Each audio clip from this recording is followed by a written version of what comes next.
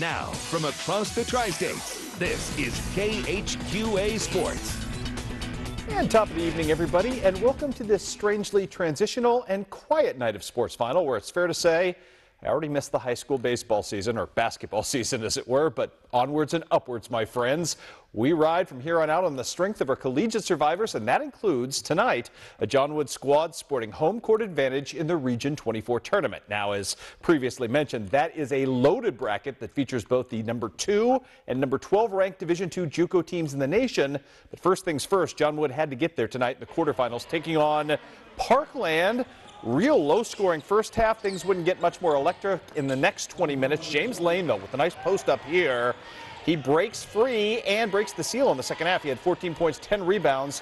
Blazers transitioning right here again. Kind of a lid on the basket both halves of this game, but eventually Cortland Jackson gets things going with the bucket, the Band-Aid, and the three-point play. His team's lead up to 12 at that point. Laser fans dancing because Parkland would never really get any closer in the second half of this one. Yeah, go guy in the middle. Never get any closer in this one than 9. This was really the dagger. Brad Hamilton from deep, deep, deep range. That's Steph Curry three-point NBA range. He knocks that down. And then Raviel Burton finishing things off. If the Blazers get the win, it wasn't always pretty, but it was in fact effective as John Wood punches its ticket to the semifinals. Final count this one 55-41, where the Blazers would play the winner of today's Danville-Lincolnland game. That took place this afternoon. Danville, the number 2 team in the country, they look like it at times in this game at least. Great pass right here from Chris Whitehead to Ronnie White, who finishes. And then from the outside, the perimeter game would start working for Danville. Derek Schaus with the 3-ball right here. Lincolnland, though, not going away. They're up by 1 at this point. More to come, though, from Danville in answer. Evan Blackman with the step back 2 at this point. More Ronnie White. This time the big fella going to create on the interior and eventually find a wide open Andrew Mitchell for the easy take on the inside at that point. Again, we go back and forth in this game. More from Derek Schaus, the marksman from the outside, knocking down the 3, and then more from Evan Blackman with the larceny and the layup at the other end. This game, though, was tied at 50 with 10 minutes left. Surprise, surprise. But Danville does throw the hammer down, going on a 20-6 run to end the ball game. So it will be Danville, the number 2 seed, and the number 2 team in the country against John Wood tomorrow at 3 o'clock. Again, great chance to go out and watch some great JUCO basketball tomorrow. Get there at 3. Should be an awful lot of fun. We'll have Blazer highlights coming up for you tomorrow on the Big Overtime Show right here at 10:30. The news not really good on the collegiate docket for the Quincy University women. In their first outing in the GLVC tournament, the Lady Hawks have been ousted by an outstanding defensive team in Wisconsin Parkside. 57-46 is your final, which likely means the Lady Hawks season ends at 14-13. They were a tidy 12-6 in conference play this season, but unfortunately it's all over for Jenny Garber and the crew. This season, the good news, no seniors on the roster, so things will certainly get better, assuredly get better going forward for the Lady Hawks into the future. We've got some softball and some baseball scores to pass along, believe it or not. Quincy University coming back from Florida, looking good on the softball diamond today in the opener against Southern Indiana, winning that game 3-2. Kelsey Lee out of Quincy Notre Dame with a game-winning RBI in that ball game. The second side of things didn't go so well. In extra innings, Lady Hawks, well, their pitching collapses in that 8th frame as they lose to Southern Indiana 6-11, or 11-6, if you will, would be the score in that game. Good day for Hannibal Grange, despite a loss in the morning for the softball squad.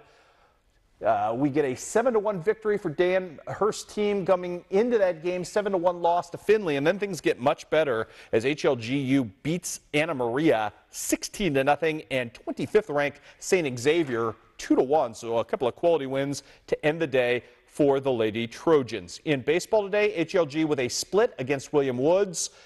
The loss early on to William Woods, 5-1 in the first game. In the second game, things get much better behind a great and prolific hitting effort from Andrew Pollard, who goes 4 for 5 on the day, had an RBI and 3 runs scored. And also in baseball today, John Wood opens up its season on a victorious note today over in the land of Joe Morano. Yes, Myrtle Beach, South Carolina. Big win today for the Blazers. 4-3 your final. Matt Merrick with a game-winning RBI in that one.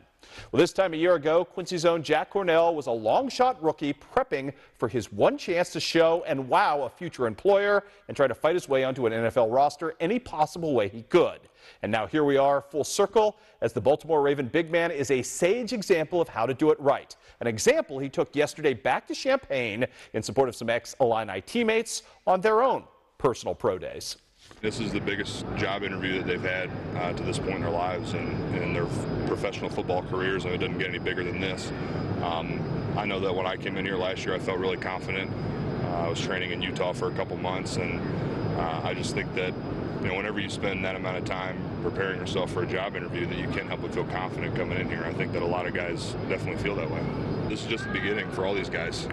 You know, they're only getting started, and you know, the guys who want to take a little break after this and take some time off are it's going to come back and bite them in the future. You know, there's no rest for the wicked, and there's a lot of wicked dudes in the NFL. Where's your ring?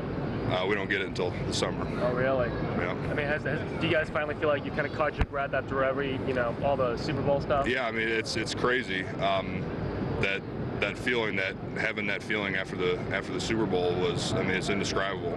And to say that I've come down from it, I think would be a lie. I mean, it's the ultimate prize in football, and everything that any football player ever wants to do and works for. But you know, there's a quick turnaround, and 2013 season is just around the corner. It's here, and you know, it's time to start looking at Super Bowl 48.